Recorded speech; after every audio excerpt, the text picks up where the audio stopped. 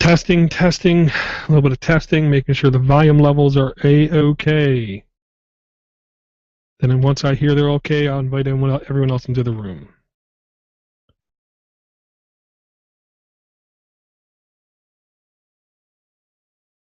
Waiting for the lag. I always gotta wait for YouTube lag, like a minute and a half.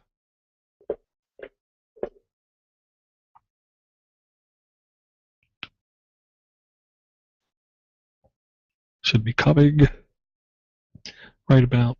There you go. Yeah. That's fine.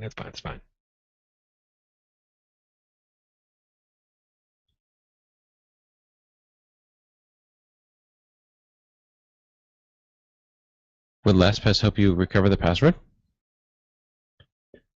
Okay, guys. We are live. What were we before then? Oh, great creator of life.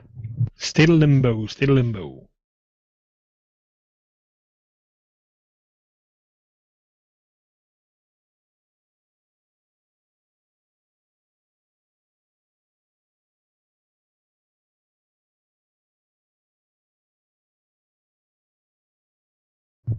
Has anyone used Vagrant? Don't believe I have. I've been called one. Never heard of it. Okay, it's a scripting language to manage virtual machines, and I'm just trying to figure the use case for it. Apparently use it with Chef or Puppet. Well, there you go. Use it for quote-unquote true cloud infrastructure models where you have your own quote-unquote personal cloud of VMs. My guess is it's also used for winding up servers and winding them down. Yep. Mm-hmm.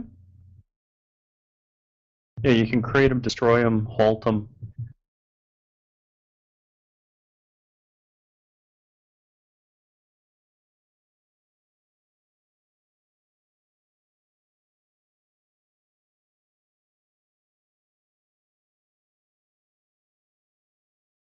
Okay. Anyone who does not want to be mentioned or referenced, go ahead and up on your toolbar, go ahead and hit the microphone toolbar button. That will put red X through your lips to let everyone know that you do not want to talk or be spoken to. I ask everyone when they do talk, hit your push to talk button, wait a split second. Even that split second hesitation seems to avoid a lot of conflicts. Is that the right word? Conflicts? You know what I mean? When people clashes, whatever. You know what I mean. This looks like episode 26, if I'm not mistaken.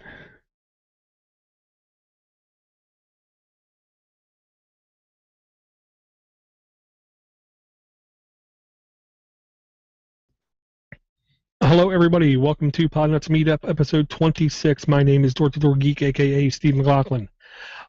This is a podcast where now, like every week, the quote-unquote standards keep going down.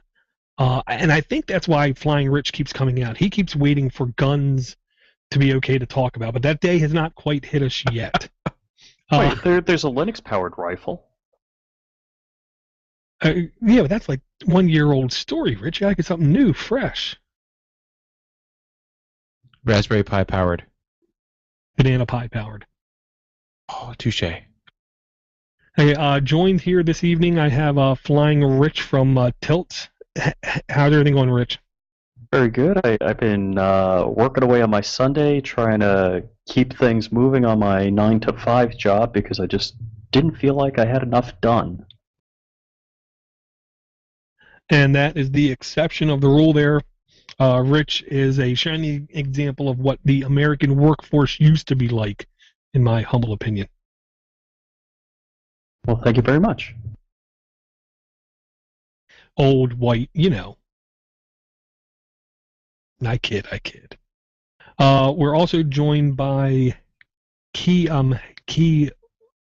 Von. How's everything going, man? I'm good. Trying to get my ISO to load on VMware, but can't. Gonna try VirtualBox. Well, good luck, good luck. I'm not sure what kind of mic or settings you have there, but it definitely sounds harsh. I'll say that. We are also joined this evening by Martin Rambo Obando MBO. How's everything going, man? Hey, things are going really good. Had some weather, some sun, you name it. It was here this weekend in the Pacific Northwest, but overall, I'm doing really well. Brimstone, did you have brimstone? Oh, I heard that's coming. Good, okay. We are also joined this evening by Jeff Hallish, TechNut PC. How's everything going, man? Everything is going just fine. I'm also enjoying the weather. It's nice to be able to open up the window, have a little cool breeze and sun shining in the window, and I'm just happy.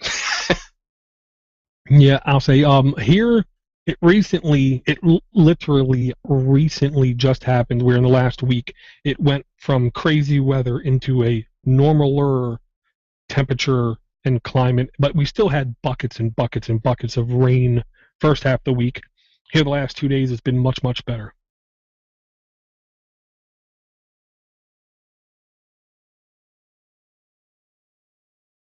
Okay, first thing I wanted to do this week was again, thanks Jeff for his ongoing effort with Podnutz Daily combination. And I wanted Jeff, did you talk about at all, or did you want to talk about your software solution you were looking at doing your double recording?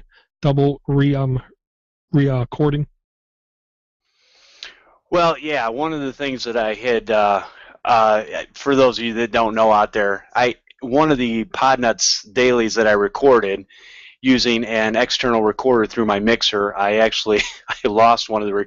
I didn't lose the recording. The recording somehow got corrupted, and I think it was my fault because I think I pulled it out of the recorder before it was officially off. And I never had that problem before, but I ran into that. So I used Pamela Skype recorder for doing 2 conversations, and actually it works actually really, really good. It will record in a left and right channel, which is what I was doing with my recorder, so I can actually have 2 separate tracks when I go to edit the podcast. And so, so far it does it in a full wave format, so I'm able to record using my computer and recorder just in case something happens. I used it once so far, and hopefully I'll be able to use it over the next couple weeks and really test it out and see if it works. But so far it seems to work just fine. Very cool, very cool. And I will say another Podnutz quote-unquote update. We've changed the scheduling format of Android App Addicts. And there's a connection here, trust me.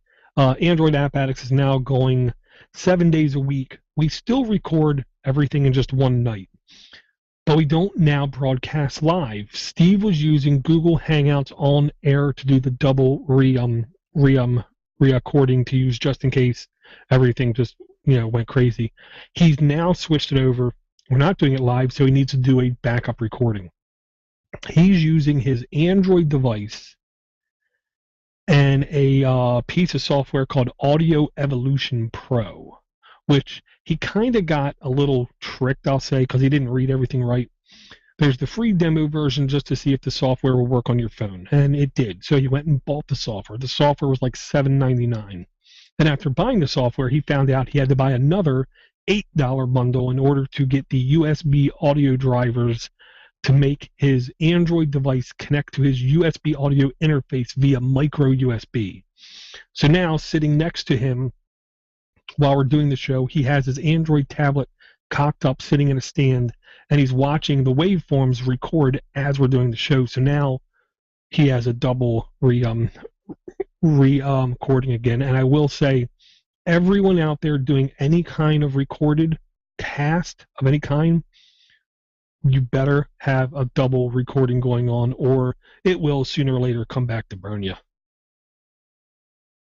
I will second that because it burnt me quicker than what I thought. I had meant to come up with a solution to have that backup recording, and I just had not come up with one yet. So, yeah, it's one of those things. Everybody knows you need to do it. It's just like backing up your computer.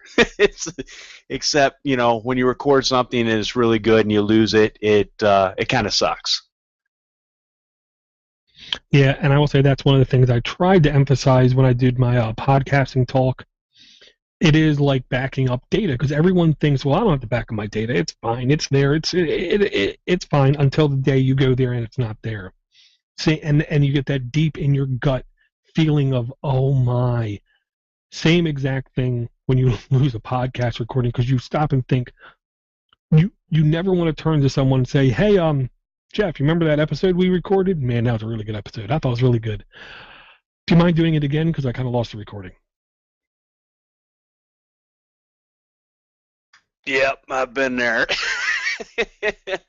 And yeah, the other thing too is I've started, sending out some emails and stuff to different computer repair, vendors and stuff to see if they want to come on Podnutz. And now that I'm more confident now that I have two pieces of hardware and software that I can do a double recording, and just in case something happens, because you're not always going to be able to get with these people that work with vendors and stuff like that. So that's I feel better about it now. Very cool, very cool. Yeah, and now speaking about Android, here's for instance, here's one of the apps I'm going to probably bring next week. I haven't had a chance to look at it much, but I will say it's interesting, and here's the reason why.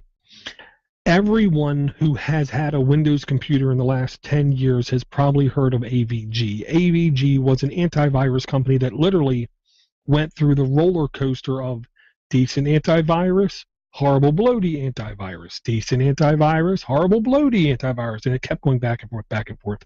Well, now, from as far as I can tell, it seems all but dead on the Windows front. But they're coming out with an Android application. Now, Android antivirus is a bit of a misnomer because on today's modern antiviruses, it scans for viruses two ways. It scans by definition files, which means key signatures inside of files, like MD5 sums of certain areas of the file. They're definitions of that, or by heuristics, whatever, which is more looking at behavior patterns of antivirus, okay, of the virus to say that is a bad program.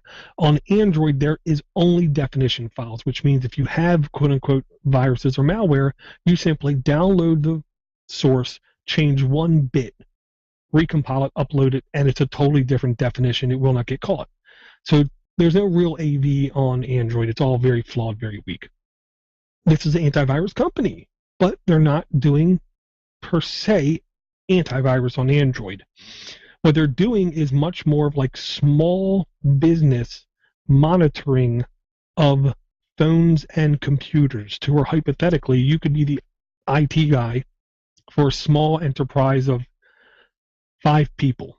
Well, you could have their 5 computers and their 5 mobile devices all in this circle of trust, where via AVG you can look at and you can monitor what kind of things are going on these devices. How up to date is X? When was the last time we've heard from Y?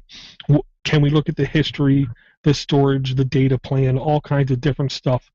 I will say this is a very interesting take on a traditional, in my mind, antivirus company trying to do something different for a change. Yeah, I think you said it. They definitely have to do something, because I don't know anybody. Well, I can't say that. There are still people who use AVG, and usually when I get the computers in my shop, I end up taking it off and putting Microsoft Security Essentials on, or something a little more robust. And not that, man, these virus definitions or these virus companies are so similar anymore. It's really hard to see, who's the favorite this month or this year or whatever. But yeah, these companies, I think, especially with Microsoft putting their stuff on, Windows 8, I think they're going to have to come up with some other solution. They'll have to go into something else. It's kind of like, 45 records and 78 records going out of business and going to cassette tape and so on and so forth. Yeah, I just came across my first client who actually was using AVG. It's just expired, so we're going to be switching over. A corporate client using the corporate version of AVG, and yeah, they definitely are struggling. So having them do something like this is needed. Yeah, and I will say, antivirus is, the Moby Dick. It's the white whale. I mean, every single, like Tech said, Jeff TechNotPC said, every single week there's new stuff that's out there attacking computers. So quite literally every single week another antivirus is probably statistically better, quote unquote, to have. There is no constant. It's only change, constant change. The only constants we have that I think we believe in is McAfee and Norton for most residential customers sucks. And in the enterprise world, McAfee seems to at least be popular. I'm not going to say it's good, but I do believe on desktops, I said this when they first started this, if anyone should be able to do antivirus protecting your computer good, it should be Microsoft. I still, when I'm at anyone's house and they ask me to look at their computer, which I do sometimes, the first thing I do is make sure they have Windows Defender on, because it's just the easy, quote-unquote, thing to do. Yeah, agreed. As far as the corporate version for McAfee, I can speak on that. I've got a client that has 45 licenses. It's not bad. The firewall does a decent job of blocking. Sometimes it's too aggressive, but that's better than not.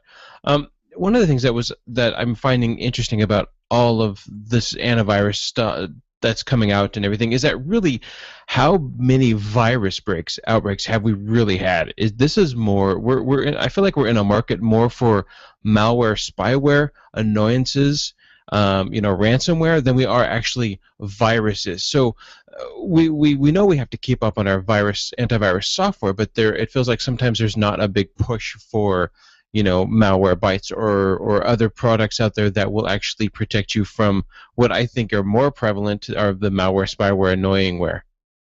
Well, what about Clam? Clam's free and it's multi-platform.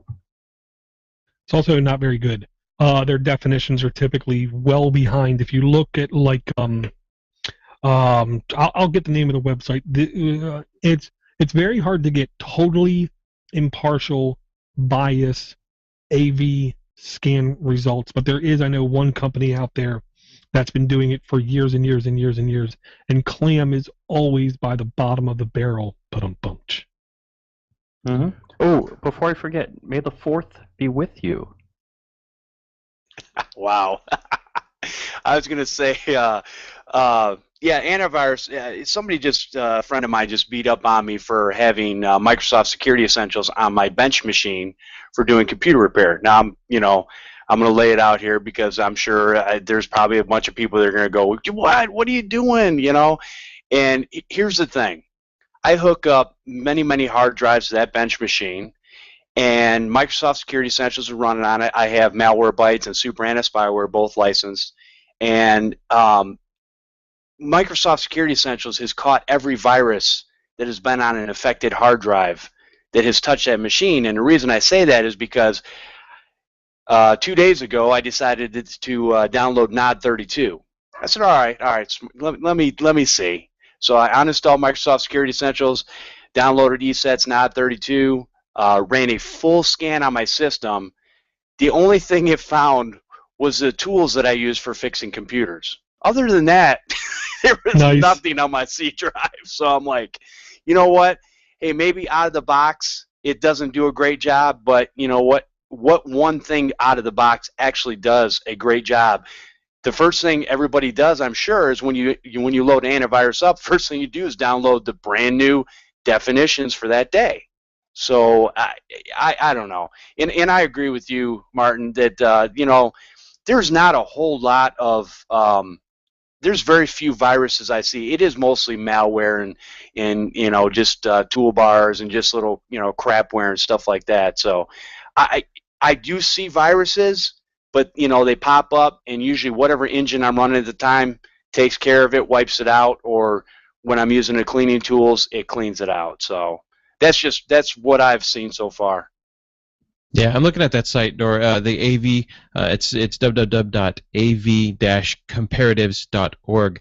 And if you look at the statistics, and I was just kind of looking through, and I was looking at how many false positives there were, and you have 12, and you have 7, 11, and one of them is Bitdefender. And it struck me because what caught my eye originally on that site was that you look at how many sites were blocked. So you get this big, tall green, and at the very top, it's Bitdefender blocks a lot of these sites, but then it also has one of the highest, it has false positives.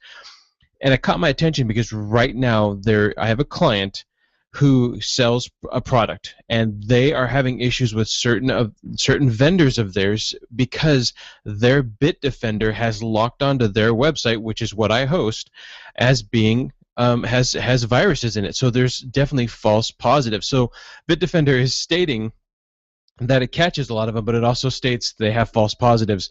And so I've been fighting with Bitdefender to get my IP address off their blacklist because they can't do anything. Every time they go to the website, it says, nope, your site's been blocked. Actually, Martin, you're not the only one. I've got another technician right now who's actually has been using Bitdefender for his clients and stuff, and he's been having many, many different problems with it, and he's trying to look for, what else he's going to go to because, you know what, and if you look at these things, Real World Protection Test, March 2014, you will see these scales on a month-by-month basis and year-by-year basis change, sometimes better, sometimes worse. To me, it all averages out. I mean, to me, the biggest thing is if you can have a good antivirus that's light on the system and not be heavy, and then also not have a ton of false positives, that's more important to me than anything because all the machines I get in my shop, they have everything on them, McAfee, Norton, whatever. It doesn't matter. Guess what? What am I doing? I'm cleaning the viruses off of them. So I don't know that it matters that much. Oh yeah, no, exactly. You don't like your antivirus product? Wait a month, it'll change. Exactly.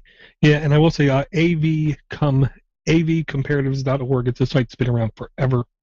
If you just go to the main page, Real World Protection Test, C report, click on C report, and then monthly results. They've aggregated all of their data, which used to be in PDF form. You have to page down and look through into a very nice, eye-pleasing, dare I say, graph. And I will say I like the fact that out of the box, Microsoft Windows Defender is on all of these charts. It's typically the line that goes across. Now, the whole thing is, it doesn't matter. The whole bottom line with all these reports is it doesn't matter how high they say it is. It doesn't matter how much it says it stopped. Does it stop the infections that go against your customers' computers? That's all that matters. So if Windows Defender is doing it, then Windows Defender is doing it. If Windows Defender isn't doing it, then you have to find something else. I will say if you go over long term for all these reports, you'll see a trend. Vera, Kaspersky, and Bitdefender are always up high, and surprisingly, Panda is always up high. For years, they've been up high. That doesn't mean they're better. That means they just stop a whole bunch of stuff. It doesn't mean they're going to stop your infection, or, like Martin said, it might stop on things that you actually want to come on your computer as well. Yeah, I would recommend, for anybody looking for any kind of antivirus, either at home or enterprise, is definitely check and see how fast the company sends out definitions. You don't want it so fast where they're bombarding every system, especially in a corporate environment where you're having to deal with 100 to thousands of machines. The last thing you need is, oh great, I have an antivirus system. Unfortunately, my system keeps updating every 7 minutes with new definitions, that's a little much. But you also don't want to go on the other side where, yeah, I get a definition a day. Sometimes definitions break out, and you want to make sure your definition, your antivirus company will either does a good job maybe a couple times a day, and then will they put out emergency patches if needed. Yeah, dare I say, I know with McAfee, what the place I worked at realized like 2 years ago, let's wait a day on their patches because we have to. Because once in a while, antivirus company will put out a patch that will, let's just say, mistakenly quarantine key component operating system files and leave servers and/or workstations unable to boot. Well, that's been typical of McAfee. I mean, since the whole time, since I've been using it, probably for the last, 10 years. It's screwed. Back in the day, it screwed up more systems than it actually helped. And like I said, I had a couple machines yesterday, and they both had McAfee on it, and it was fine. It's just it runs heavy. You can feel the difference there. But the other thing they changed it now, but this on this graph it says out of box protection blocked by Microsoft Windows 7 and 8. It used to say out of box protection Windows Defender by Microsoft to Windows 7 and 8 or something to that effect, and I was like, that was it kind of irritated me. I see they changed it now, but that's kind of a false advertising because Windows Defender on Windows 7 or Vista or XP is different than the Windows Defender on Windows 8. They're two totally different products, and to put that just as a straight line across and go, hey, here's the out-of-box protection, you know what? I call it a little tomfoolery. That's what I call. Dor did forget to give his speech about language, so I just want to warn you. Yeah, shame on you. You and your, I don't know, I can't think of it. Tomfoolery? Tomfoolery. I was going to try to say all of your, I don't know, gutter mouth. Well, now, okay. Here's a question that I know there is no good answer to. There is no good answer to it, okay? But I'm gonna bait everyone in here, okay? XP end of life April 8th.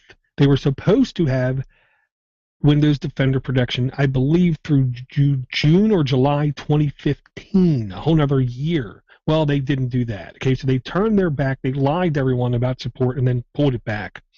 And everyone says, well, fine, that's just more reasons to get off of XP. And I understand people saying that.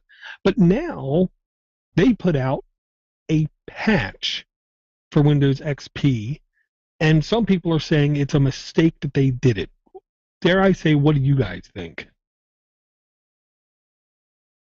Well, there's a whole bunch of corporate clients using XP for ATMs, all sorts of devices, embedded type devices. It's out there and it's entrenched. And I'm really shocked. I understand them wanting to push people into the newer product line and make revenue, or maybe it's easier to secure if you're only working on the most current product and not having to keep patching, a 15-year-old product. But when you have a flaw in IE, and IE is across multiple different operating systems, yeah, I think you do need to put a patch out. Yeah, I was going to say it's a tough one. I still have a lot of customers who actually are using XP machines. I don't know that they're using them full time, and I understand that a lot of people in the corporate arena have to use them for certain products and stuff like that. But man, here's the thing: the baseline code between XP, Vista, 7, and 8. The baseline code is pretty much the same. So if you're actually writing a fix that you found in 7 or 8, it can actually be used all the way down to the XP level. So it seems like it would be easy for them to do it, but I also think that they have to draw that line in the sand, and it's tough. I can't imagine being on XP. I mean, I'm not a person that jumps on the newest operating system right away. I usually give it a year. and let them figure all the bugs out, and then I get on it. But to be sitting on some of these old systems, man, it's like, come on, let's move ahead. Are you telling me I need to get off XP?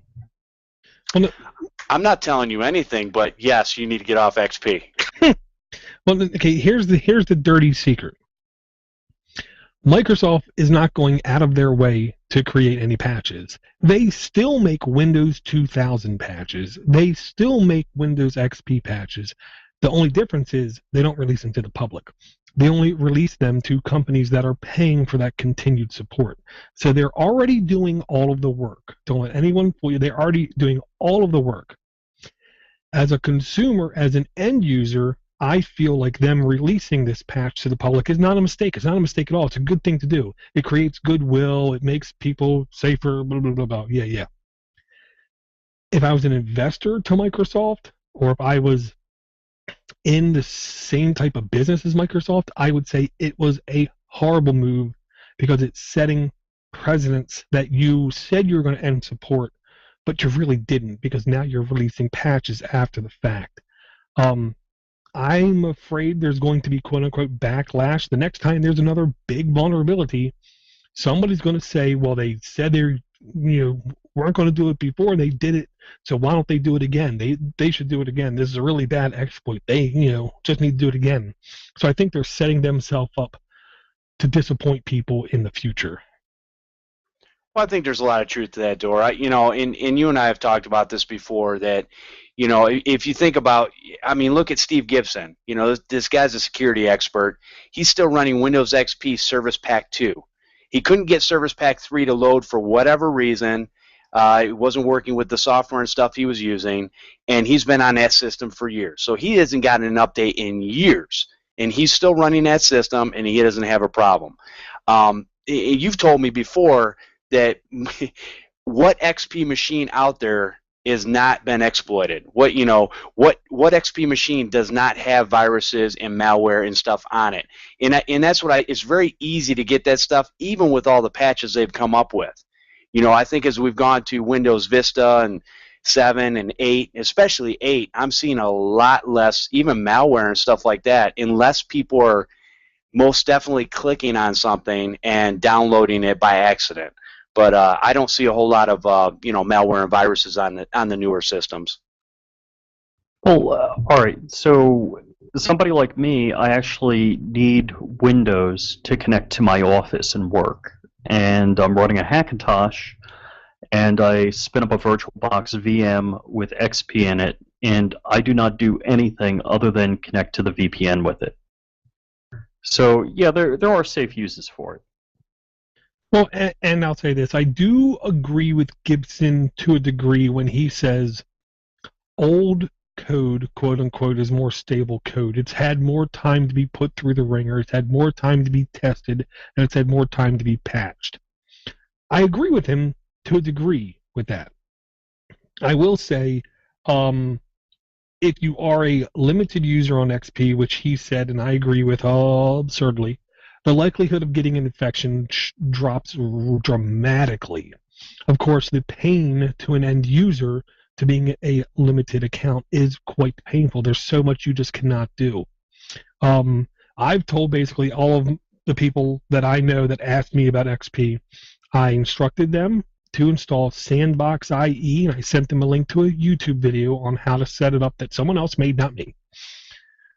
I said, this is the one way I feel moderately confident that they will be pretty safe. And I use those words very carefully because I know an end user can still mess anything up, but I will say 4+ years Sandbox IE, I've never once heard it being breached. Every time there's an infection on a computer with Sandbox IE, it's in the sandbox. It can't get out of the sandbox. It doesn't even know it's in the sandbox.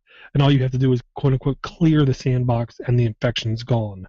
So I'm a big, big, big fan of that piece of software, which I'm kind of surprised. I'm kind of surprised, but happy I'm not hearing more people talk about, because I do believe if it did become insanely popular, yeah, viruses and malware would find out how to get past it.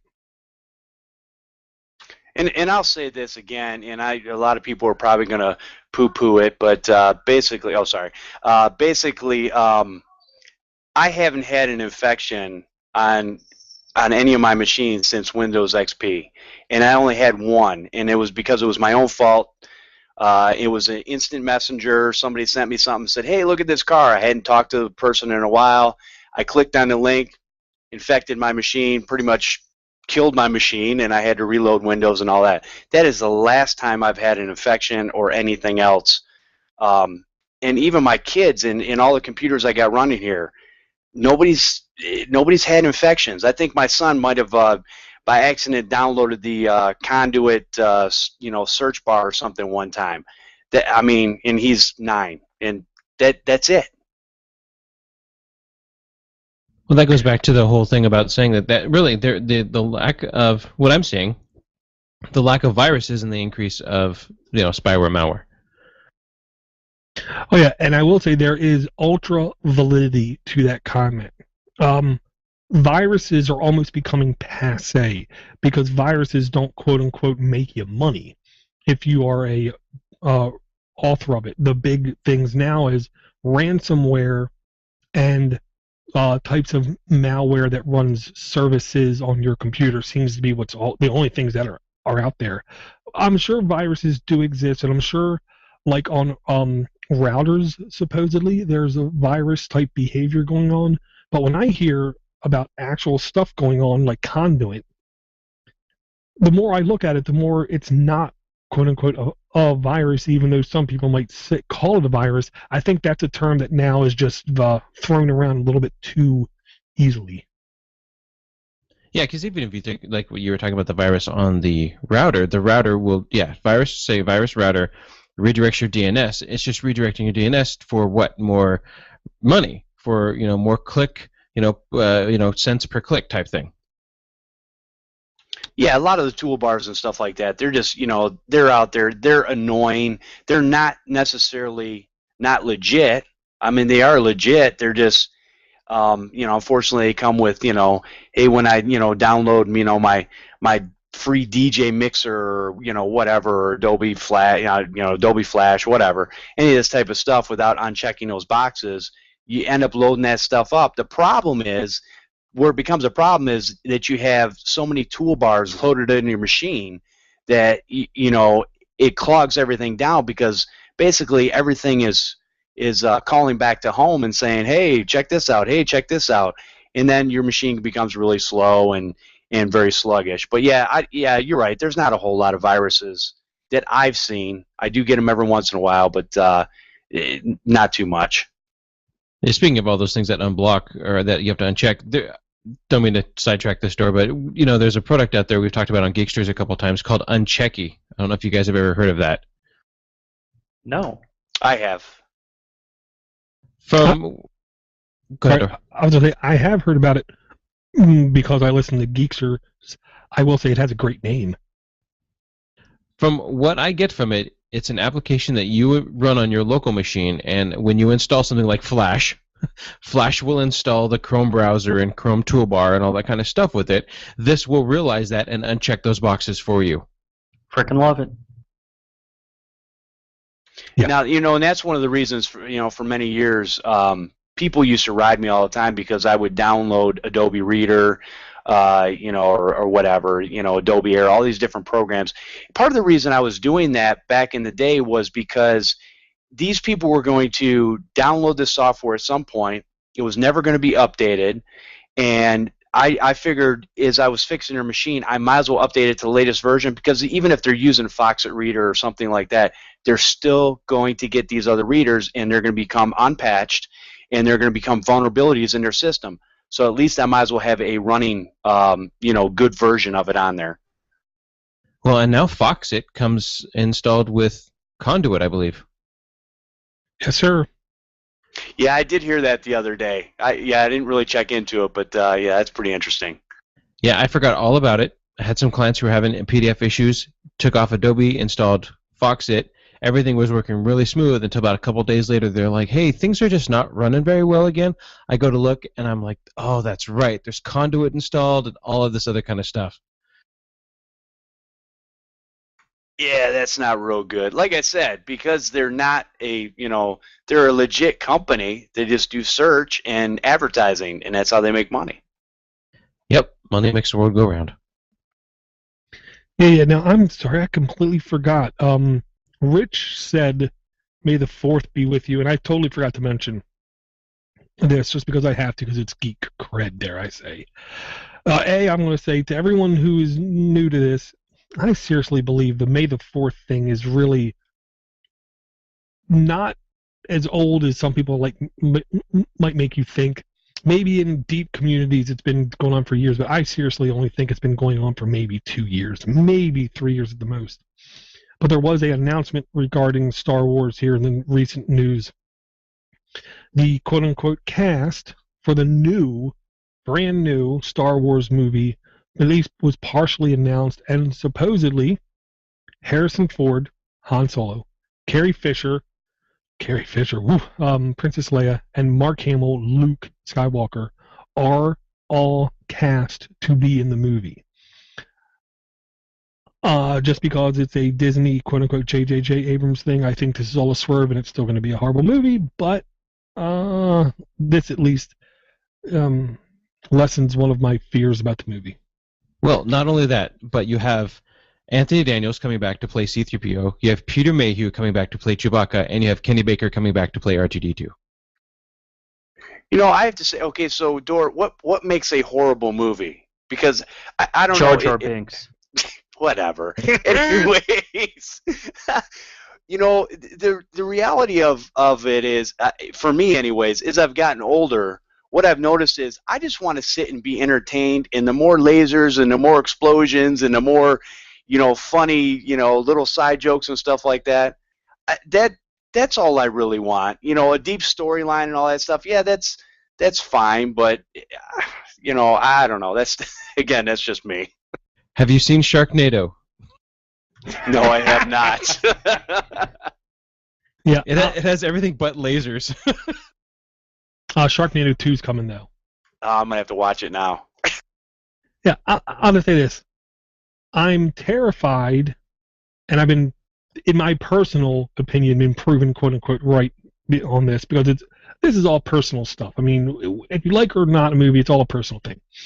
I am terrified when I see a major institution buy a franchise and then go to make content for it, because I'm afraid of the only reason they're making this movie is to make more money and push other products out the door.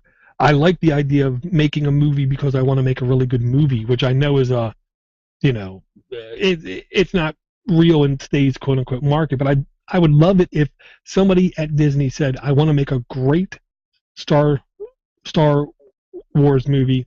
Let's remain pure to the Star Wars universe, but I'm afraid they're just going to do everything in their power to just make it the largest grossing movie ever, and I'm afraid of hiring all these people are really going to be nothing more than bit parts or dream sequence where they look back in the past kind of thing, or just something weird or hokey like that. And I will say, this is the same Jar Jar Binks. I can't believe he actually said Jar Jar Binks.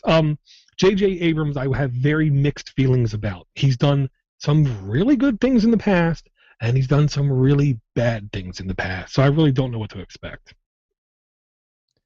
Being a Star Wars fan myself, I like the original series. I'm a big fan of the original trilogy from the 70s and 80s. The new ones that came out, okay. If they make this one really well, and couple things here. One, this movie is going to be all about money. I mean, this movie they can open it up, they can throw a cheesy clay animation, and they can close it, and they're going to make millions of dollars because it's got the Star Wars name to it. I hope they do some kind of a dream animation, some backwards stuff, just because Mark Hamill, Harrison Ford, Carrie Fisher, they've had their time. This isn't really for them. This is for a new generation of kids that are growing up with this.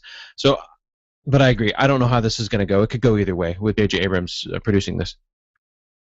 I was going to say, if you go back and look at, because I have a huge box full of Star Wars toys in my basement. But anyways, if you go back, and I've got a bunch of books in different things too that are the Star Wars universe.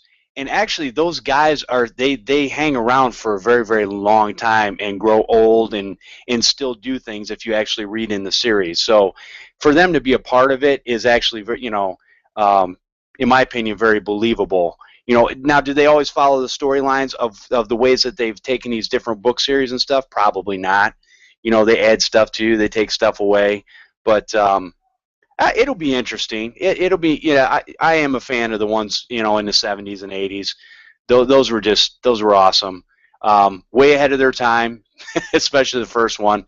Little side story, I remember I was camping with my parents, and they said, "Hey, we're gonna go see this movie at the theater. What are we going to see? Star Wars." And all I could think was, growing up, George Patton, all these different, Big Red One. That's all my dad ever watched was all these war movies, and I'm like going, "Oh my gosh, we got to go watch another war movie. Are you kidding me?"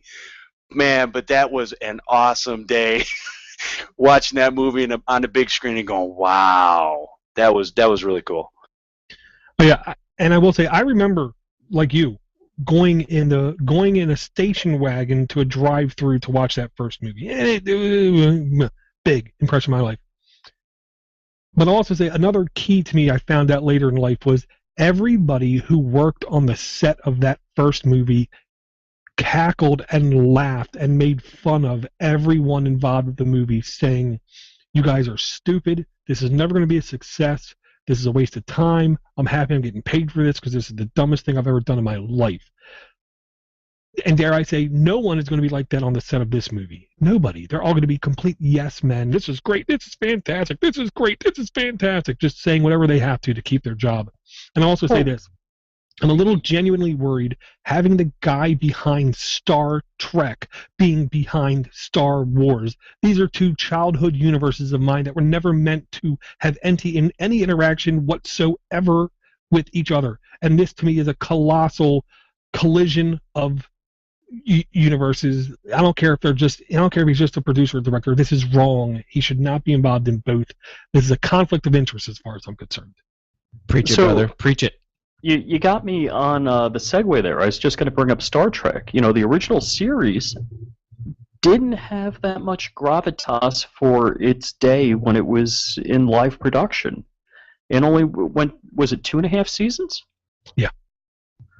But now, I mean, the whole Trek genre and even Bill Shatner is a big frickin' deal. Well, it's like, my dad grew up, or I grew up, my dad used to watch the original Star Trek on TV at dinner time. And I, probably about a year ago, I actually went on Netflix and watched, I think it was 3 seasons. I watched all 3 seasons, and whew, that was hard. But I kind of liked when they came out with the Enterprise, which was pre-Star Trek. I really liked that show. That didn't last that long either. Oh, yeah. But I think the big thing was when it finally came to the motion picture, and there's different mixed feelings about the original, Star Trek movie.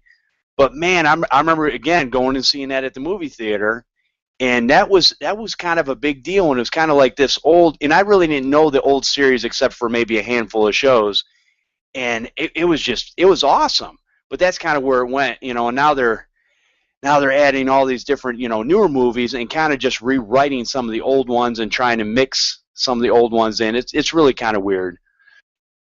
Okay, so I want to do 1 or 2 things. First off, the first sci-fi TV I ever saw was, as far as a series, was the original Trek when they played it like 6 o'clock on whatever when it was reruns.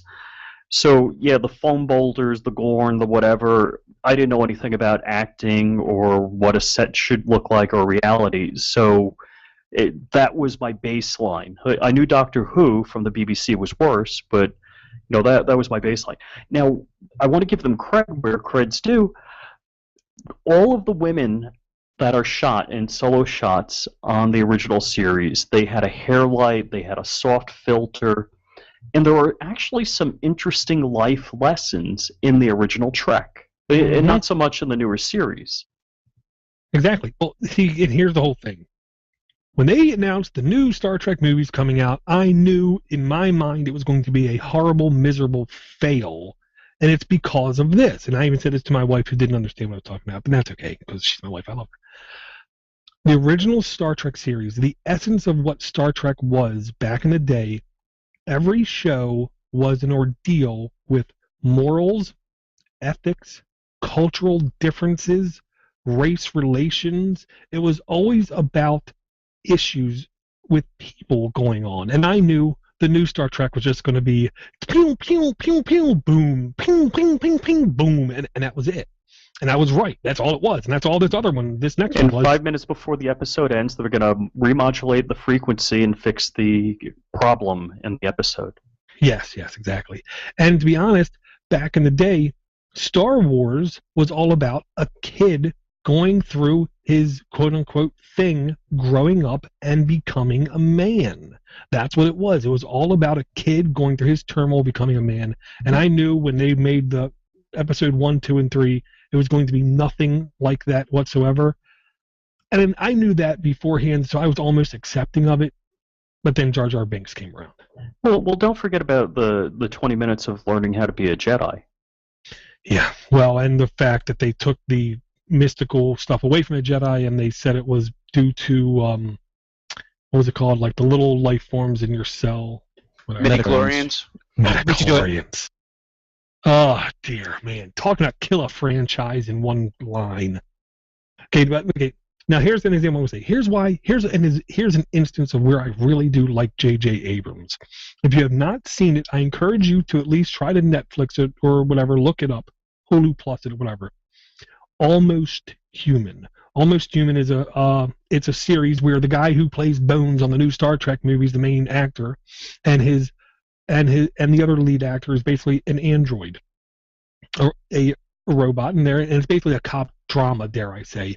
But dude, this show, so much in my opinion, is done really right about this show. So while I'm terrified of seeing 800 million lens flares in the new Star Wars movie because of the Star Trek movie, there's a glimmer of hope. There is a glimmer of hope because Almost Human is, to me, an example of doing something right. So I genuinely have high hopes for it, but I'm not going to go to the movie theater and pay money to go see this until I have pretty good affirmation it's not going to just completely destroy my childhood. Actually, I like Almost Human. That's a great show. I started watching it from the beginning, and yeah, it was, first couple you're kind of like, oh, okay, this is kind of interesting. And that's why nowadays it seems I'm more drawn to TV shows like that can draw out in a series, whatever it is, 12, 16, 24 shows in a season, and really write a long story, almost like a book. And I think that's the biggest problem nowadays is in these movie theaters, you've got your longest movies are, 3 hours long, but they're usually, part of a 3-parter or whatever. So to me, TV shows seem to be a lot better than a lot of the movies that are out nowadays. I like the Marvel Universe. I like Star Wars, Star Trek. They're fun to watch. I don't necessarily run and like you said, Dor. I don't go to the theater necessarily every time and say, oh, I got to see this on a big screen. A lot of times I'll wait till it comes out on Blu-ray and I'll watch it, or I'll rent it and stream it to my TV, and that's pretty good. All right, whatever, and I move on. I saw The Amazing Spider-Man 1 and 2 this week, out of order because I saw the 2 in the theater, and it was actually good. Well, I'll say first, with that movie, I was shocked at how long it actually was since the first remake of the Spider-Man movie. I thought, to me, it felt like in search 3 of years. More profits?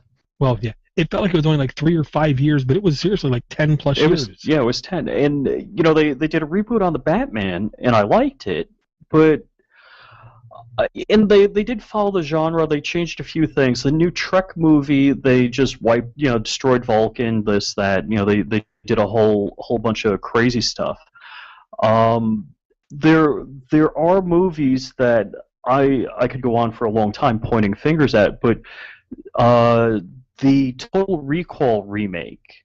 I think somebody said, I got this cool script, but I can't sell it. And they said, well, we'll slap the name Total Recall on it, change these plot elements, and then we'll get a whole bunch of people that saw the original one coming back to the theater.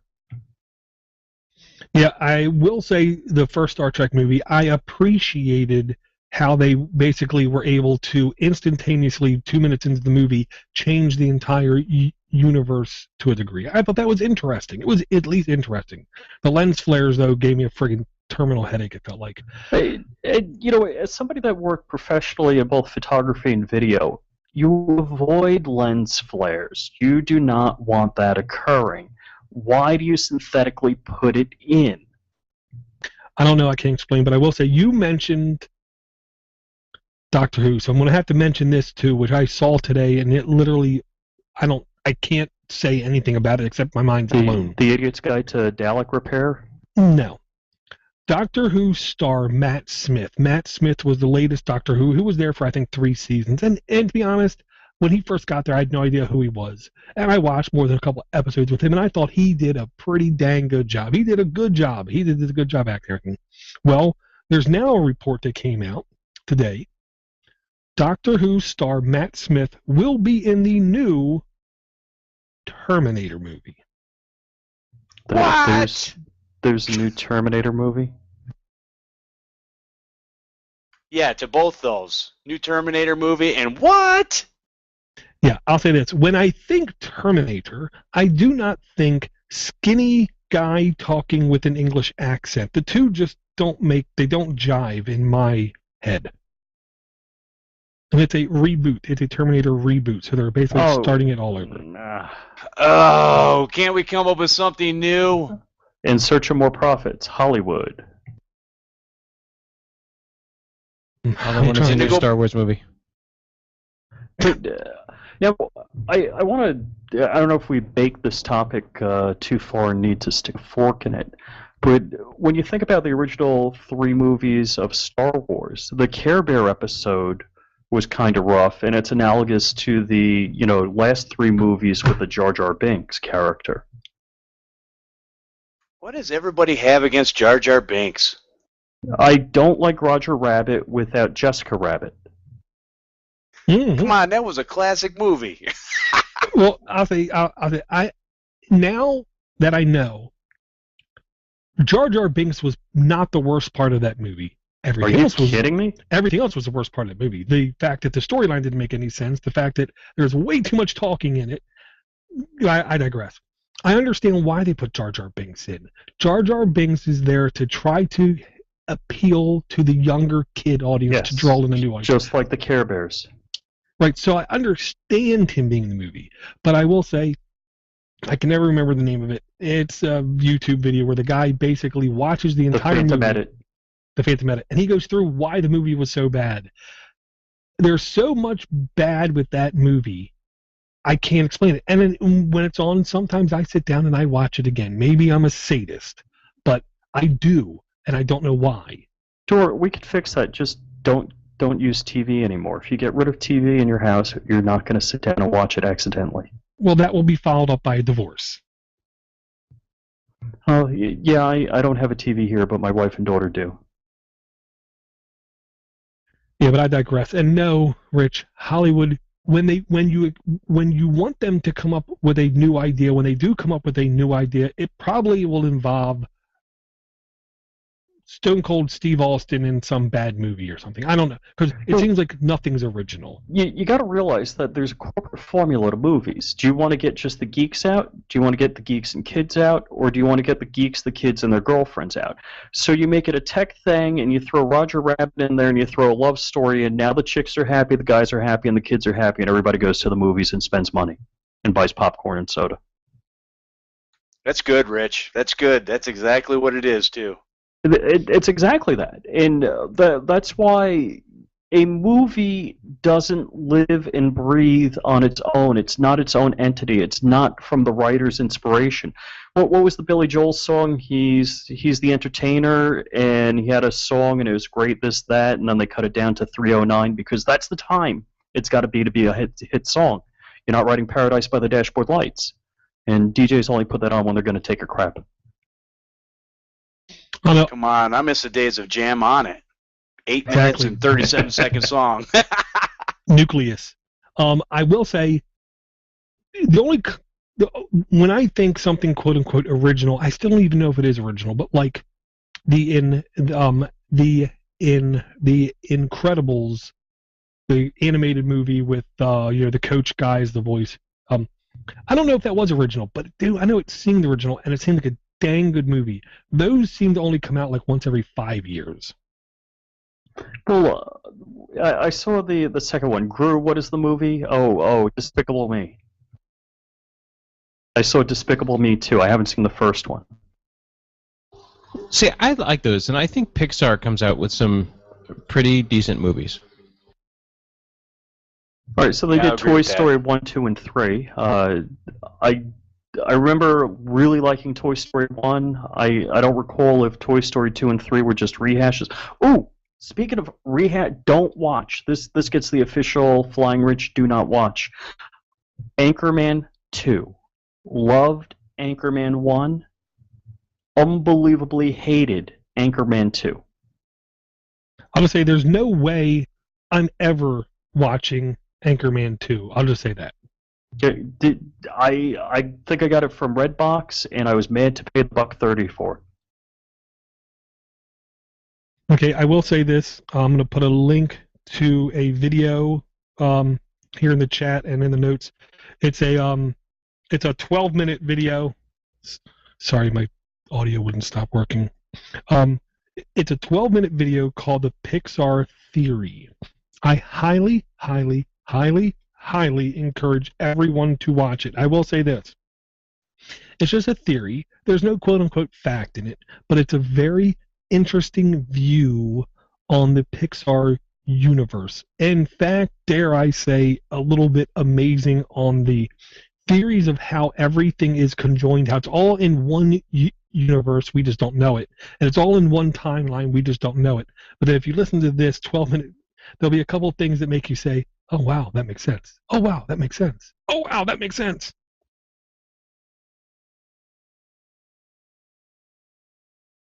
And he's really nerdy, and he has a really poopy condenser mic in the background.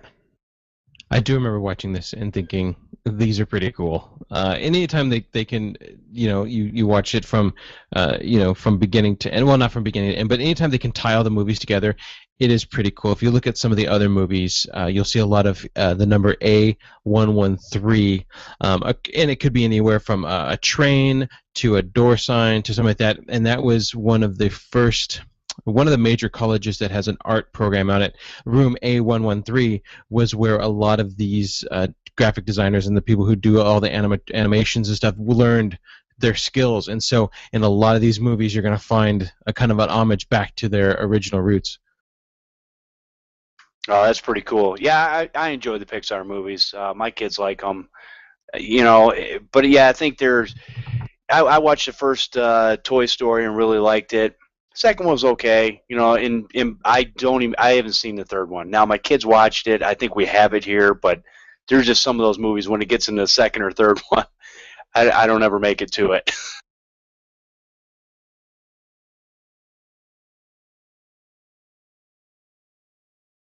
Very cool. I will say I never knew of the A113. Now, of course, I got to look at it. I got to read it. I got to look in for it. Very interesting stuff here. And Yeah, very own Easter egg in a movie, huh? very cool. Very cool. Now, Martin, you're saying LAX airport was shut down? I do not know what you're talking about. Yeah, I had a friend last week who was stuck he was stuck on a plane because they shut down LAX, and I didn't think much about it until I just came across this news article. Apparently, they're saying sources were that a U-2 spy plane, I guess they're still around, was flying, and NASA flies them. Okay, so they're flying these things, and it was going through the airspace controlled by LAX. Well, the computers are supposed to, Rich, you probably can help me out with this, but the computers go ahead and they signal, how far to keep the planes apart. Well, apparently this U-2 was flying at 60,000 feet, but it was trying to keep it from colliding with other planes. So the computers were overworking themselves so much that the LAX actually shut down. Yeah, apparently it shut down the displays on the terminals, which, oh my gosh, it's unbelievably unheard of, because at that point, separation above 18,000 feet is what they call positively controlled airspace, meaning that nobody's there without being under control of air traffic control. And you have different types of air traffic control. You have the approach, departure, and you have the tower at the airport, ground clearance. But the people that handle planes in the air are the tower, and then approach and departure. And I'm trying to think what the rules are at 18,000 feet and above. I believe it's 500 feet separation vertically. It might be more. It might be 1,000 feet. But virtually no aircraft travel above 45,000 feet other than military aircraft. Like the U-2 is documented to fly at 60,000 feet, very likely flies higher because nobody's going to admit it. So, yeah, NASA's not flying spy missions. They're doing high-altitude research, and I actually had a friend that qualified for that program.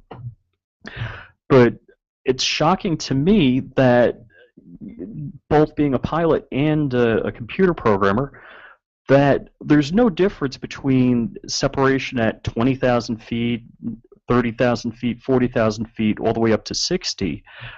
Somebody is probably reusing some memory or not handling something quite correctly as far as the algorithms. Realistically, you can't do it in an array because you can't guarantee the vertical separation being exactly at a particular height. But yeah, they blew it big. Exactly. When I started reading the article, I thought it had something to do with the payload on the U-2, that it had an EMP or what. It didn't make any sense that, because you flew at 60,000 feet. Now, U-2 SR-71 and the Burt Rutan's Proteus and White Knight 2 and White Knight 1 all fly at those altitudes, but no other aircraft do, other than military jets. But to handle this at LAX is a huge problem because it just put a huge wrinkle, a ripple into the whole infrastructure of flights. Well, here's the tough thing: if you're closing down the air traffic in that airspace, you do a couple of things. One, if you can't handle separation between the aircraft, you tell them exit the Class B airspace now. And then the planes turn around and exit, and then they're on their own as far as that. The area controllers outside of the LAX airspace will handle them and will put them in holds until they can bring them in, and they probably have a procedure where they have greater separation, because that's always the big thing is you got to keep them separated. Did I say that with enough cadence to get the reference right? Just about, yes. Okay, so yeah, that's a you want to talk about everybody being sweating in their chair. The ATC guys were like drenched. And I will say I'm contractually obligated to make this next comment. I'm betting it was running on a Microsoft Windows computer. You know what? This is going to be real scary. The ATC computers, I know they had a contract, and it might be as long as 10 years ago now, to modernize, and the system didn't work for crap. And they were on old tube-style computer systems that handle a lot of the work. Well, that's not scary at all. And Dor, I'm just going to ignore your comment that you just said earlier. Could be. I'm not going to name names, or there is a control tower I was in that does commercial air traffic, and they didn't have a radar screen for approach in the tower. What they had is on a lower floor a video camera pointing at the screen, and they had a TV in the tower. I'm going to say for radar, all you need is DOS anyways, right? Yeah. Ping, ping. Oh, you know what? This is a really cool thing, and I got to get this in there. Um, in the case when all of the electric goes to heck, you ever see a TV show where they show aircraft carriers and they basically have a flight deck model and they move the airplanes around on it? Yeah. Okay, so every controller has a slide, like they have a desk on an angle, and they have these, I think they're magnetic. A strip gets printed out for every aircraft, its intention, its altitude, etc., information about the aircraft. It gets slid into one of these holders and placed on top of the queue. And as these planes are landing, so if you're handling arrivals, you pull the bottom one, and once you hand him off to the tower, you take that and you put it in a box. You don't throw it out. The box actually gets escrowed. And so you have a manual backup, so you know who you're talking to, what kind of aircraft they are, what their intentions are.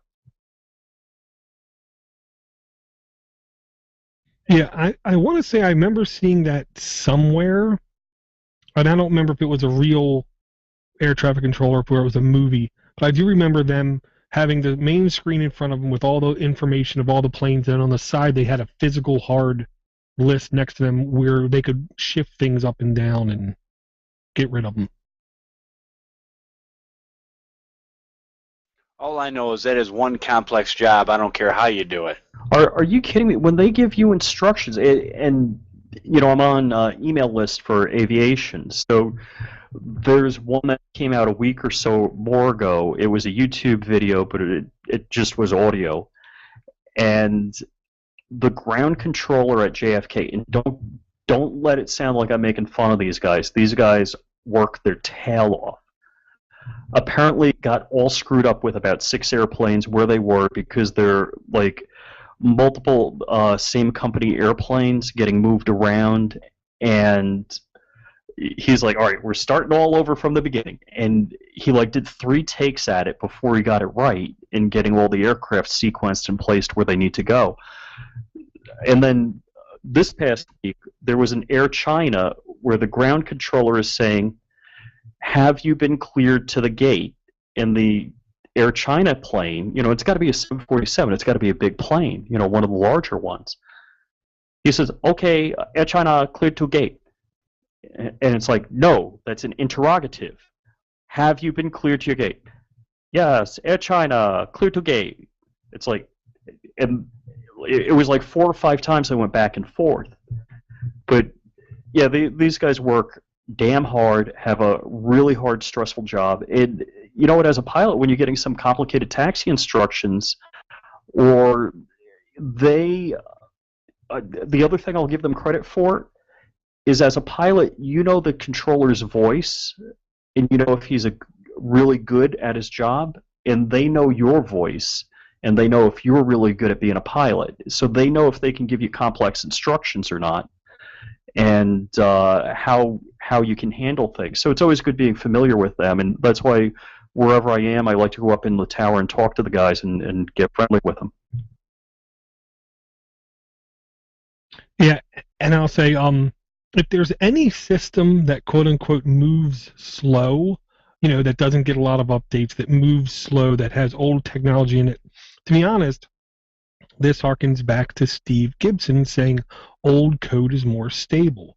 I would venture to believe old software, they know what to expect. They know how it works. They know the nuances of what will and what will not work, how it does and doesn't work.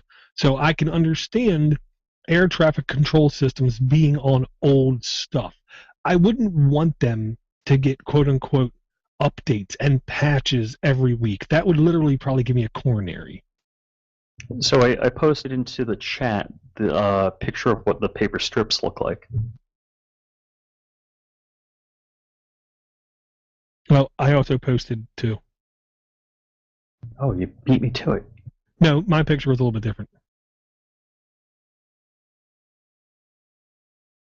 Yeah, I think Dork is more realistic. Yeah, mine was of Lego air traffic terminal. Yes, this looks exactly like what I saw, and it was all filled with gibberish and code and acronyms of stuff that I just don't comprehend. It's just what they use. You have no idea. You have to know a completely different language to fly an airplane. I took Spanish in 8th grade. Yeah, that doesn't cut it. I speak geek sometimes. I speak Pig Latin. Ex nay tori say. Androide Ilver say. Yeah. Okay, here's something I just want to throw out there because it seems like nobody, again, shockingly, no one is doing this quote unquote justice. Okay, long story short, Android Silver looks like it's going to be a quote unquote real thing. Out in the world, don't know when, but it looks like it's going to be a real thing. What everyone is saying is Nexus is going to die, which some people say it needs to die, and I understand why they say that. And they say the next thing is going to be Android Silver, which is going to be premier Android devices, 5 of them it looks like, 1 from each of the carriers, in their store that you'll be able to buy that will be very close to pure Android and will be maintained by Google. So you will not have to wait for Samsung or Verizon or anybody else to approve updates or to do updates to get updates to your phone. And it's going to cost more money. Here's the part that everyone seems to be missing, though. That's not the important feature. That's not the key feature. That's not the reason why this has a chance to be successful. The reason this has a chance to be ridiculously successful is it's going to come with like the Amazon service of you hit a button and you talk to a person. Google is saying Android Silver is going to have a 24/7 on-demand real person help desk via Google Help apps available to it. So then these Android Silver phones can be the phones you get your grandparents or the person new to Android that should and could ease their transition to a quote-unquote smartphone world. Wait, is that like Centrum Silver for the older people? You said it, not me. Wow. I'll tell you what, man. I the last phone I got from my grandmother, she wanted a flip phone, and that's and then Sprint still had 2, and that's what I got. I don't know. You either get the smartphone or you don't. If you don't get it, you shouldn't have it. Well, carriers are really starting to push because they know they can charge more money for it. It's literally becoming hard to go into some places and find non-smartphones. They literally have them pushed back into a corner, and they only carry a couple models where it looks like you're going to have to go to smaller carriers to get actual choices with non-smartphones. Well, there really isn't a whole lot of choice with smartphones. This one's got bigger letters. This one's got a little bit bigger screen. That one's flips open backwards. I mean, they're very, very similar. It's interesting when you sit back and you watch. You don't realize it how things progress, but when you sit back and you watch how things progress, and it harkens back to router, Google DNS being taken over, and now you have something that gets into your router, changes the Google DNS, it redirects it. Oh, you kind of see you can put 2 and 2 together. Now you have this. Well, Google wasn't it last week, 2 weeks ago? Google released like a remote control app. Yes, where you can use Chrome remote control to control your desktop computer from your phone, which I want to say is step 1. They need to do it the other way around. That's step 2. Oh yeah, I'm so into that. Yeah, exactly. So I'm curious if now that, as you sit back and you go, wait a minute. Okay, they're doing that, remote control. Now they're releasing this Android Silver. I almost called it Centrum Silver. Android Silver. You can kind of see maybe how, you can start to connect the dots about how they're going to do all this. Yeah, and I'll say part of the reason the Kindle Fire was successful was people knew they could get it for their parents or their grandparents, and all they had to do was hit a button, and they would get quote-unquote live tech support. There is a sales model. There is a reason to do this kind of thing.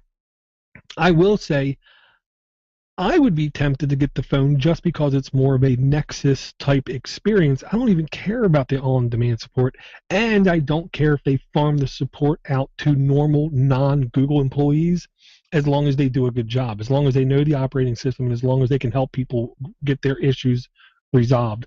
Because some people say it's going to be tied in with Google Helpouts. Google Helpouts is a service that you can choose to pay for and get support via Google Hangouts. That's all this is going to be. It's going to be a portal onto Google Hangouts, on-air Hangouts, where you can literally connect with someone, see their face, they see your face. The difference is well, from what I'm hearing, is they're going to at least have some control over your device. That's creepy. Well, you know, some people look at things and say creepy. Some people look at things and say helpful. It's all dependent on how we individually think about it. And another quote-unquote creepy thing I'll say is Google Now is apparently automatically going to remember where you parked your car.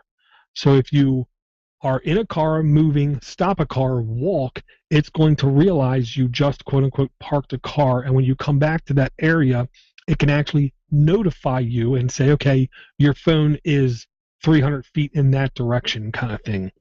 But without WASP GPS, it's really not going to know highly accurately where my darn car is. Android devices have GPS. Yeah, but it's got to be on. It's always on. Only geeks or dorks turn off their GPS. No one else ever does. They all just leave it on. Mine's off most of the time. Okay, you're a dork. Did I mention I like Google too? Right. Well, I have very mixed feelings about this. For someone like my wife, who's not at all concerned about privacy, dare I say, to this extent, she'll just look at it as a helpful feature. Oh, good. I got a good Google Now story for you guys, which I'm also going to say for Android App Addicts. We're in the car. The wife picks up her Google phone. Whenever she uses Google Now voice, she always holds the phone like an inch from her face, and she always speaks quietly, like it's a lover or something, I don't know. But she hit Google Now while we were driving. I was driving, and she held up to her face, and she said, "Why are my begonias brown?" Bing! Google translated that into, "Why is my vagina brown?"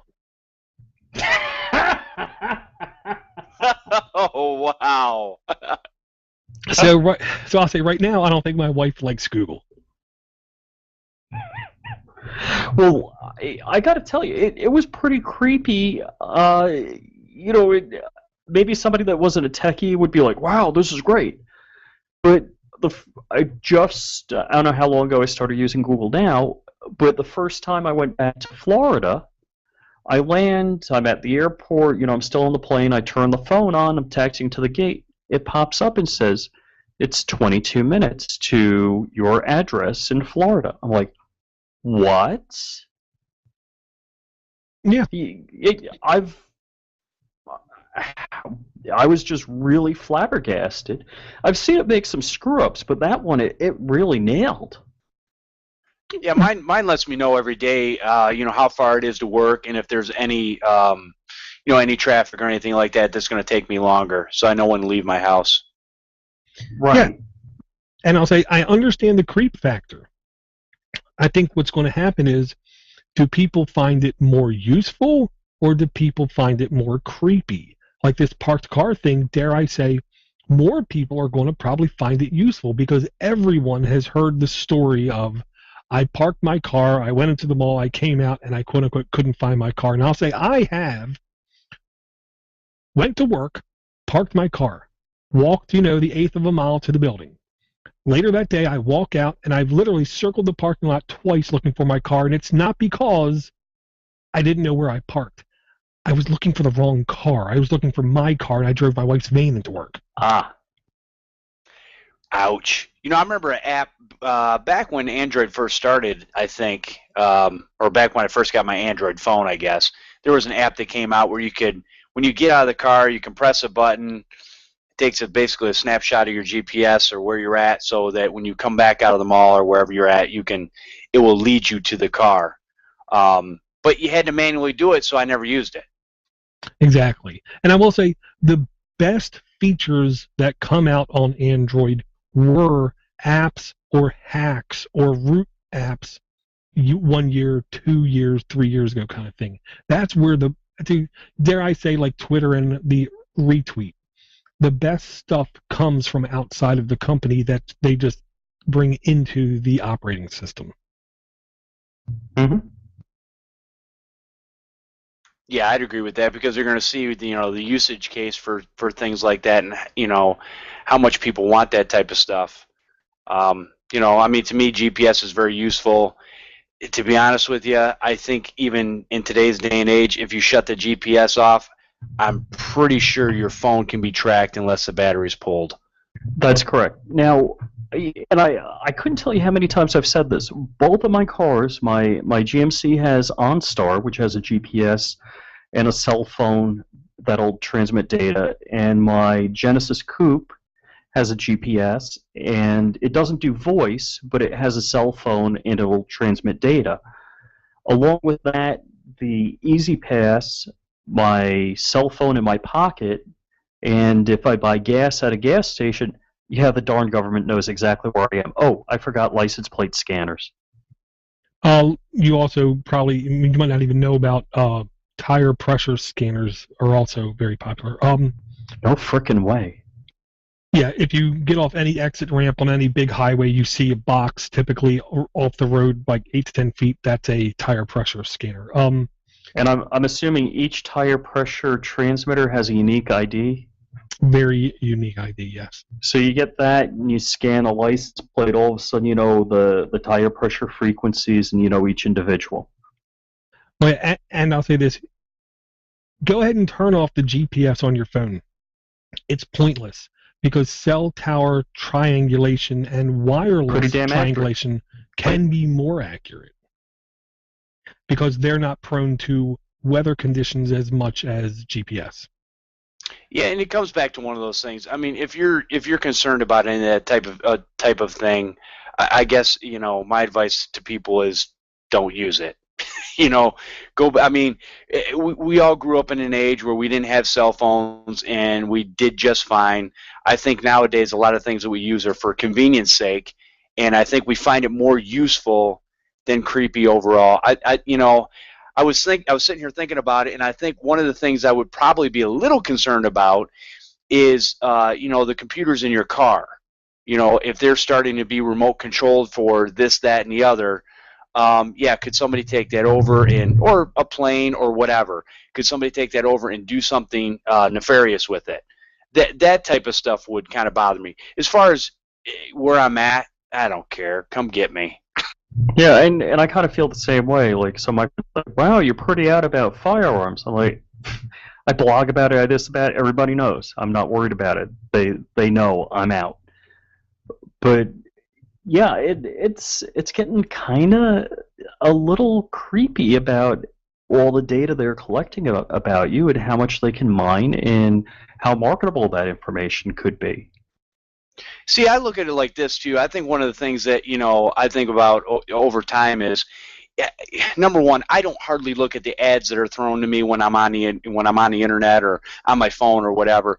But there are times you look at these things, and to be quite honest, if I'm looking for something and I see ads for it, I don't have a problem with that because it's better than me seeing an ad for tampons, which I could care less about. Mm-hmm. Well, and I'll say, if you're really paranoid about tracking on your mobile device, my logic is there is no way to really be 100% quote-unquote safe, because there's always going to be closed-source drivers on your phone that can allow quote-unquote backdoors, government backdoors, or whatever, or even hardware chips on it that can cause it. So there is a solution out there, and it's definitely not a pretty-looking device, but there is a link I'm going to put in the show notes to the quote-unquote Raspberry Pi smartphone, where somebody took a Raspberry Pi, a bunch of the ties, the plastic ties, and bundled together what looks like 1.5 inch thick Raspberry Pi quote-unquote smartphone.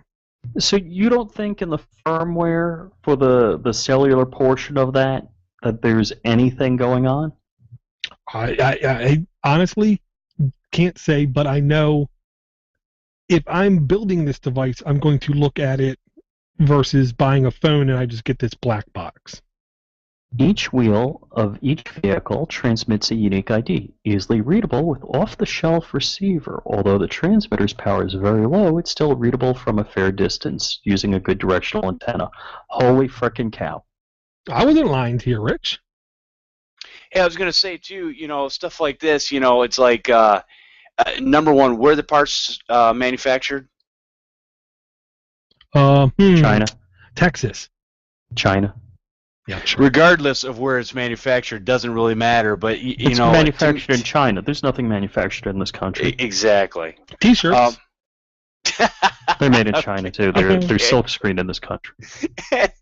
Anyway, my point is, I'm sure somebody can put something, in any one of these chips they're on, on any of these boards or anything to do whatever they want. That's the cold hard reality. Well, now here's the thing. I have a tablet. I have a Toshiba Thrive, and it has a removable battery. I have all Android phones. They have removable batteries. And F you, I want to go dark. I'm going to pull the batteries on them and grab a bicycle and ride somewhere. Because my damn cars will snitch on me. Well, then you have cameras all over the place watching you. Either that or rent somebody else's plane and fly it. Then they have no idea where I am. What's amazing to me, you look at technology, and I remember I was in Germany for 3 years, and being over there, I probably got upwards of 13 tickets. But the way I got those tickets was it was all by camera. There was cameras that were set up, and I'm telling you, when I got the pictures of me going however fast I was going, with me sitting in the driver's seat, front license plate, back license plate, all within seconds, I was amazed. You could see it clear. It's like there's no way I could go into court and refute it and say, you know what? That wasn't me. I wasn't driving. They had me. So guess what I did? I just paid the ticket. And that was years ago. That was 20 years ago. Now with the technology nowadays, man, they can probably do a lot more than that. Right. It's not only they got your license plate, they scanned your cell phone ID, your tire pressure monitoring, they got your VIN, a whole shooting match. Well, yeah, I'll say, I don't remember who it was. I want to say it goes back to an old writer back in the day, I can't remember, where he said, and this was a quote literally from like the 20s or 30s, but it's even more prevalent today, and that is, way back in the day, to be private was free, painless, and easy. To be public was hard, expensive, and cost a lot of money. Today's society, at least in our quote-unquote first world, I don't know about any other ones, but it's almost impossible to be private, off the grid, not recorded, because you have to literally jump through so many insane loopholes, literally live up in the mountain, have yourself covered, and have tunnels so nobody can see you, kind of thing. To be public is beyond easy. All you have to do is walk out your front door. Cameras see you. All you have to do is drive down the road. Scanners get you. If you want to go through tolls frequently, you get a device that you can put on your windshield that anybody can hit from anywhere at any point in time. You have your mobile device that constantly pings back to servers of countless numbers that know where you're at, what you're doing, when you're doing, why you're doing. I don't want to say it's an inevitable fact of this first world we live in, but it seems like it's a inevitable fact of this first world that we live in, that to be private is near impossible. Yeah, I think you're right. Yep, I would agree with that assessment. Well, I'll tell you what the scary thing is. My daughter's 12, and she does, I don't know, if it's Snapchat or whatever, and each time you got to take a picture to send a message. So any morning before 11 a.m., she's already taken 15 pictures of herself. And in the background will be her room or whatever, and who knows where that data goes and who has a complete map of what the interior of my house looks like. Yeah, I know, and if you look at a lot of things that have happened over time with, different cameras and laptops and stuff like that from school systems, Oh, Jesus. violating and turning those things on and watching things they shouldn't be watching. I mean, it's like, I still get a lot of laptops I get in, people put tape over them or, over the cameras or whatever. And, yeah, there's still my dad does. He puts a Post-it note over it. He has tinfoil on all his credit cards. It's like, okay, but yeah, so there's definitely a concern for that type of stuff. That's for sure.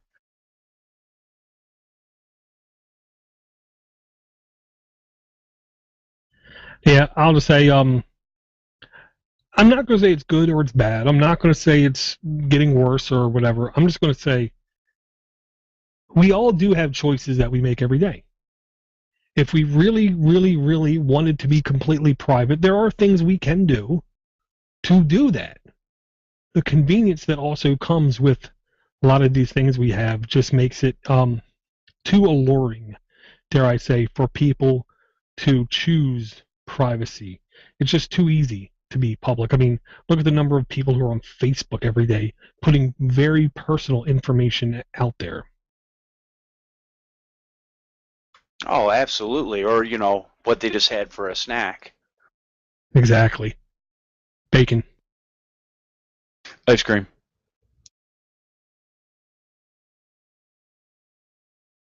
Very cool, guys. I did have a couple more links, but I'm not gonna lie, I got a lot of housework here to catch up on. I was very restful this past weekend. I rested every chance I got, so there's a whole lot to catch up on. Did anyone have any last things they wanted to bring up? I wanted to post a link to my project, but I'm not done FTPing it up.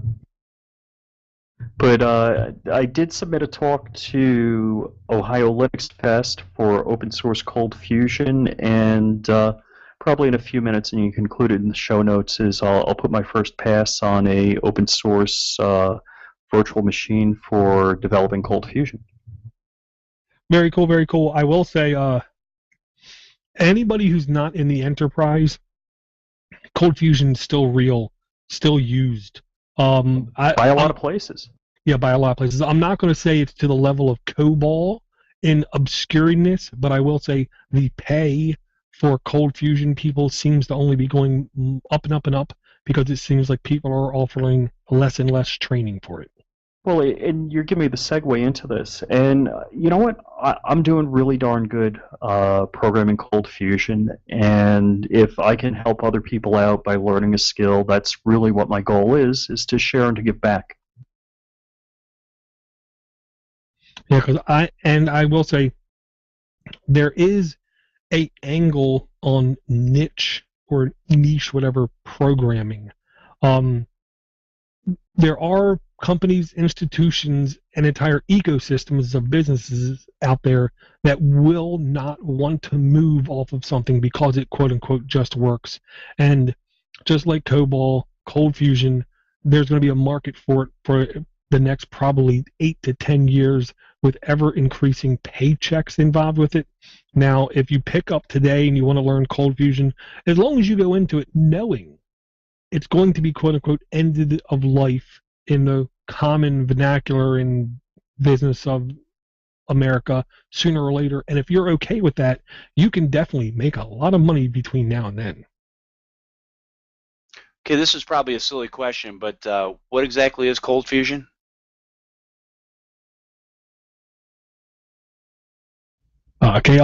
Cold Fusion is a scriptable programming language that I believe is at least primarily used on web servers to handle server-side processing, i.e., you don't need a smart browser to use Cold Fusion as long as you have a smart server. And it's, I think, primarily started up to be a very database-intensive language to really crunch a lot of complex things on the back end to display things pretty on the front end. And it's also written in Java, and you can use any Java code So you can just hit Java extension. Well, depends on what level of programming you're at when you do and I lost my train of thought. Anytime someone says Java, I immediately get heartburn. Look, there's a lot of good code out there for Java. So if you're doing SAML for single sign-on and there's no Cold Fusion library for it, you can instantiate a Java object and run the SAML library native. Yeah, and I'll say there is no such thing as a good or bad programming language. It's just a programming language. But it seems like a lot of bad programmers spent a lot of time in Java because there's a lot of bad stuff out there in Java. You know, I think that's for anything that's very popular. Are there a lot of bad Mustang hot rods? Are there a lot of bad Camaro hot rods? Yeah, there's just a lot of them out there. I don't know. I'm too poor to know about Camaro hot rods. I'll loan you my car for a week. Okay. Yeah, the only thing I really despise about Java is so many people out there write something for one specific version of Java, and they force you to never be able to upgrade your local Java in order to have something run. And I know that's poor programming. That's not the way the language was intended to be used. It was supposed to be running on all versions. Correct. Okay, well, I definitely thank you guys for coming out. Martin had to shove off a little bit early. I want to thank everyone for their support, everyone for downloading, everyone for coming out to the meetups, everyone coming out to the forum, to the forums, to the IRC. And I will remind people, podnuts.com/podnutsdaily and podnuts.com/podnuts. Two podcasts I definitely encourage everyone to download, check out, and do not forget the easiest way to contact Jeff about those podcasts is podnutsdaily@podnuts.com. Yeah, and I'll just say I would love to have more technicians get a hold of me that want to come on the show and talk about what they're doing in their repair shops. And I've got some guests coming up, but I want to keep it flowing. Very cool, very cool. And I will talk to everyone in a week.